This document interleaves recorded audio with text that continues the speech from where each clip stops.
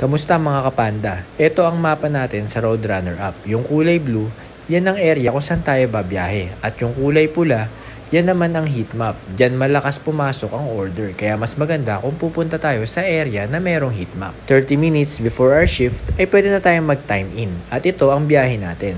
9:30 PM hanggang 2:30 AM. 5 hours, 1 shift. Kapag nag-time in na tayo, ay mas maiging pumunta tayo sa heat map para mas mabilis tayong maka-accept ng order. I-start na natin ang motor at pumunta na tayo sa heat map.